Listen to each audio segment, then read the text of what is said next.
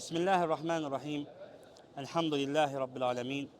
Vessalatu vesselamu ala Resulina Muhammedin ve ala alihi ve ashabihi ecmain. Əmmə ba'd. Əziz və dəyərli olan qardaşlar, ilk növbədə hər birinizi salamlayıram. Esselamu aleykum və rahmetullahi və barakatuh. Və xoş gəlmisiniz Peyğəmbər sallallahu aleyhi və səlləmin şəhərinə. Allah Rasulunun məscidindəyik, elhamdülillah. Və mübarək günlərdəyik. Allah həmd sənələr olsun. Müvəffəq edən Allahdır. Və nəsiyyət olaraq istərdim ki, təqva haqqında xatırlatma edim. Çünki bu mübarək günlər zaten bizə təqvalı olmağı tövsiyə edir. Və bizdən tələbi, bu Ramazanın oruclu günlərimizin bizdən tələbi təqvadır. Allah Subhanahu və Teala mübarək kəlamında bizlərə əmr edir. Quran-ı Kərimdə bir çox yerdə bizlərə əmr edir və Rəbbimiz buyurur ki, Ya eyyuhən-nəsuttəqu rabbəkum. Ey insanlar, Rəbbiniz olan Allahdan qorxun. Təqva qorxmaq deməkdir. Rəbbiniz olan Allahdan qorxun. Və digər ayədə Allah Subhanahu və Teala hətta öz nəbisi Muhammed sallallahu aleyhi və səlləmə buyurur ki, Ya eyyuhən-nəbi ittəqillah. Ey Peyğəmbər, Allahdan qorxun. Və Allah Subhanahu taala hətta başqa ayədə möminlərə xitab edir, əmr edir. Buyurur ki, Ya eyyuhəl-ləzīnə əmənuttəqullah. Ey iman gətirənlər, Allahdan qorxun. Allah Subhanahu taala bizdən təqvanı bizdən əmr edir. Yəni bizlərə vəsiyyət edir. Hətta başqa ayədə uca Rəbbimiz buyurur ki, وَلَقَدْ وَصَّيْنَا الَّذ۪ينَ اُوتُوا الْكِتَابَ مِنْ قَبْلِكُمْ وَاِيَّاكُمْ اَنِ اتَّقُوا اللّٰهِ. Biz sizdən öncəki əhli kitaba tövsiyə etdiyimiz kimi sizə də Allahdan qorxmağı tövsiyə edirik. Bu həm də təqva Allah Subhanahu və Taala'nın bizdən əvvəlkilərə və bizdən sonrakılara da etdiyi bir tövsiyəsidir. Uca Rəbbimizin. Və Rəbbimiz əmr edir. Fikir verin, ayələrə fikir verin. İttəqillah.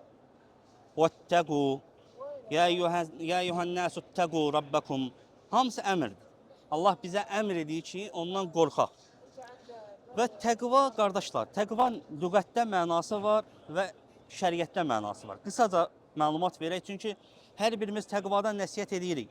Amma yaxşı olar ki, təqvanın nə olduğunu da bilək. Şeyx Fəvzan Allah buyurur ki, təqvanın lüğətdə mənası səninlə xoşlamadığın və yaxud qorxduğun bir şeyin arasında olan səni qoruyan səddir, sipərdir. Hansı ki, mən xoşlamıram bir şeyi, onunla mənim aramda olan səddə, sipər təqvadır, lüğətdə mənasıdır. İstilahda mənası isə Şeyx Fəvzan Allah buyurur ki, yəni alimlər bu barədə təriflər veriblər. Şeyx gətirir ki, təqva Allahdan ümid edərək, savabını, əcrini Allahdan istəyərək, onun əmrlərinə itaət etməkdir. Və Allahın əzabından qorxaraq da, onun qadağan etdiklərindən çəkinməyə təqva deyilir. Bu lüğətdə mənasıdır. Nə səbəbə təqvadan danışırıq, qardaşlar? Çünki əlhamdülillah, biz Ramazandayıq, orucuq, Allah qəbul etsin ibadətlərimizi, çox əzəmətli bir gündəyik. Xüsusən də artıq bugün Ramazanın ortasıdır. Yəni artıq Ramazanın orta 10 günündəyik. Necə ki, Şeyx İbn Baz rahimehullah buyurur ki, Ramazanın ilk günlərindən ortası daha fəzilətlidir. Ortası ilk 10 günlükdən daha fəzilətlidir. Ramazanın son 10 günlüyü ortasından da və ilk 10 günlüyündən də fəzilətlidir. Yəni biz hal-hazırda ilk 10 günlükdən daha fəzilətli bir gündəyik. Xüsusən Mədinə şəhərində Allah Rasulunun məscidindəyik. Daha diqqətli olmalıyıq. Daha da Allahdan olan qorxumuzu daha da artırmalıyıq. Ona görə təqvadan istədim nəsiyyət edeyim. Və Allah Subhanahu və Teala bizlərə oruç tutmağı əmr edib, qardaşlar. Heç də Ramazan orucu tətavvu, nafilə belə deyildir. Yəni istəsən tutarsan, istəsən tutmarsan. Xeyr. Sənə Allah fərz edib, əmr edib. Ya eyyuhəl-ləzīnə əmənu. Ey iman gətirənlər, Kutibə aleykumus-siyam kəmə kutibə aləl-ləzīnə min qablikum ləalləkum təttəqun. Ey iman gətirənlər, sizdən öncəkilərə oruç kutibə fərz edildiyi kimi Sizə də eləcə fərz edildi ki, orucu tutasınız. Allah bunu bizə fərz edib. Mütləq tutmalıyıq. Üzrü olmayan əks halda günah qazanır. Hesab verəcək Allaha. Allah qorusun.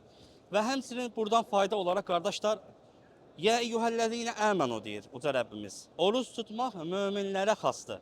İman edənlərə xasdır. Hər hansı bir Hristiyan olsun, Yahudi olsun, İslamdan qeyri bir kəs olsun, ondan qəbul olunmaz oruç tutsa da. Qəbul olunmaz. Ona sadəcə yeməkdən və içməkdən məhrumluq qalacaqdır. Mütləqdir ki, iman gətirəsin. Yəni, Allah orucu bizlərə fərz edib. Və həmçinin, qardaş da Şeyx Fövzan Hafsallah buyurur ki, oruç tutmaqda olan hikmət təqvadır. Çünki Allah Subhanahu ayənin sonunda nə buyurur? Ləalləkum təttəqun. Bəlkə Allahdan qorxasınız. Ümid olunur ki, oruç tutmaqla Allahdan qorxasınız. Yəni təqva burada olan nədir? Hikmətdir. Orucda olan hikmətdir. Biz oruç tuturuq ki, təqva bizdə hasıl olsun. Yəni oruç tutmaqla gözümüzü qoruyuruq, dilimizi qoruyuruq haramlardan, yalan danışmaqdan, Allahın razı qalmadığı şeyləri etməməklə özümüzü qoruyuruq. Oruç budur. Oruç heç də sənin təkcə sudan və içməkdən, yeməkdən və içməkdən imtina etməyin, özünü mən etməyin demək deyildir. Necə ki, Əli radiyallahu anhu təqva haqqında tərifdə buyurur ki, Ət-təqva hiyə xavfun minəl cəlil. Təqva xavfun minəl cəlil. Allah Teala'dan, əl-cəlil olan Allahdan qorxmaq deməkdir təqva. Sonra buyurur ki, vəl-aməl bit-tənzil. Qurana əməl etməkdir. Vəhyə, hədislərə, nazil olan vəhyə, hədislərə əməl etməyə təqva deyilir. Və həmçinin Əli radiyallahu anhu buyurur ki, vər-rida bil-qalil. Azla qani olmaq da təqvadır. Sonra buyurur ki, dördüncüsünü gətirir Əli radiyallahu anhu, necə Şeyx Fövzan Hafizallah gətirir. Vəl-isti'adət fi yevmir-rahil. Qiyamət gününə hazırlıqdır. Qiyamət gününə hazırlaşmağına təqva deyilir. Demək, birinci Allahdan qorxmaq, ikinci hazırlıq oldu, azla qani olmaq oldu və qiyamət gününə yəni hazırlaşmaq oldu.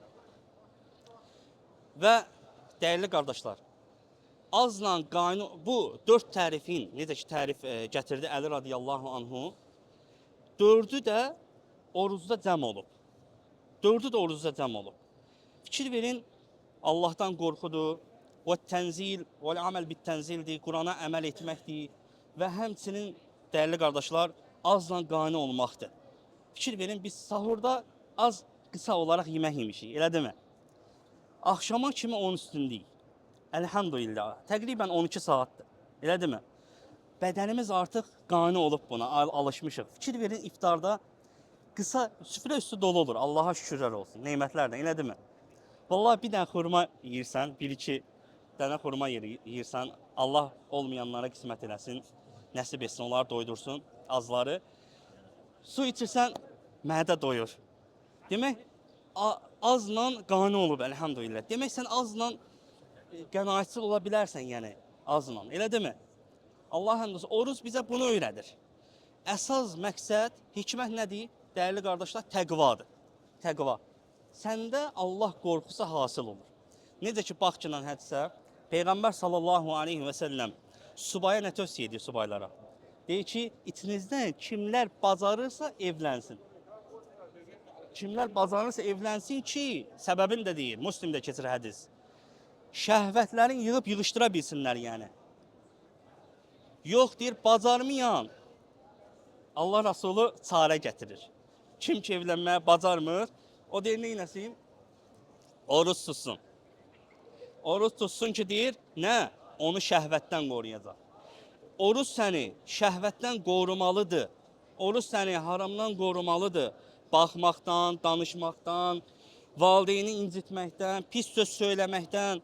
Necə ki, hədisdə gəlib, Allahın yalan danışanın, yalanla əməl edənin orucuna ehtiyacı yoxdur. Allah qorusun. Ayədən bildik ki, orucda hikmət təqvadır, yəni Allah qorusudur. Sən Allahdan qorxaraq gözünü qoruyursan, dilini qoruyursan, yeməkdən, içməkdən, haram olan şeyləri danışmaqdan. Və beləcə Allah Rəsulü buyurur, kim bacarmırsa evlənməyi, qoy oruç tutsun ki, həmin şəhvətə düşməsin. Əlhəmdülillah, orucda olan hikmət budur, qardaşlar. Bizi təqvalı olmağa gətirib çıxarır. Əks halda sən oruçsan, dediyimiz kimi, haramlardan çəkinmirsən, hələ də harama baxırsan, hələ də sən Allahın qadağan etdiyi kəlmələri söyləyirsən, yalan danışırsan, demək sənin orucunda problem var. Səndə yəni problem var. Yəni, sən deyilən orucu tutmursan. Səbəb odur. Allahdan bağışlanma istəmək lazımdır. Yəni ki, Allah səni müvəffəq eləsin. Adam iftardadır. Necə ola bilər ki, sən oruc olmusan gün ərzində, səndə təqva hasil olmayıb, iftarı açan kimi siqaret çəkir. Necə ola bilər? Allah qorusun yəni. Demək, sənə o oruc fayda vermir. Və yekun olaraq qardaşlar, yəni çox əzəmətli bir günlərdəyik. Bilmək lazımdır ki, Ramazan ayında edilən savab əməllə qeyri-Ramazanda edilən savab əməllər eyni tərəzidə deyildir. Ramazanda olunan xeyir əməllər, sədəqənin savabı, digər itaətlərin savabı, digər aylarda Şabanda, Rəcəbdə, Zülqadədə, Zilhiccədə edilən savablarla eyni deyil, artıqdır. Necə ki, İbn Baz rahimehullah eləcə də günah elədi. Bu aylarda, bu günlərdə edilən günahın cəzası daha şiddətlidir. Allah bizi qorusun. Yekun olaraq İbn Cəvzi rahimehullahın sözünü demək istərdim. İbn Cəvzi rahimehullah deyir ki, əgər qəbir əhlinə sual verilsəydi ki, nə təmanna edirsiniz, nə istəyirsiniz yəni, onlar deyərdilər ki, Ramazandan bircə gün keçirtməyi. Qəbir əhli deyərdi ki, bircə gün Allahdan istəyir ki, Ramazandan keçirək. Bax, həmin Ramazan deyil. Qardaşlar, həmən günlər deyil. Heç kimin garantisi yoxdur ki, sabaha sağ çıxacaq. Gələn ilə Ramazan bizə qismət olacaq. Heç kim bilmir. Allah Rəsulü ki, üzü üstə sürülsün o kəs ki, Ramazandan bağışlanmamış halda çıxır. Allahdan istəyirəm ki, Allah Subhanahu bizi bu Ramazandan bağışlanmış halda çıxan qullarından etsin və Allah Subhanahu orucda olan ki, o hikmət var, təqva, onu bizdə hasil etsin. Hər birinizə təşəkkür edirəm. Subhanakallahumma və həmdik. Əşhədu en la ilahe illə ent. Estağfiruka və etûbü ileyk.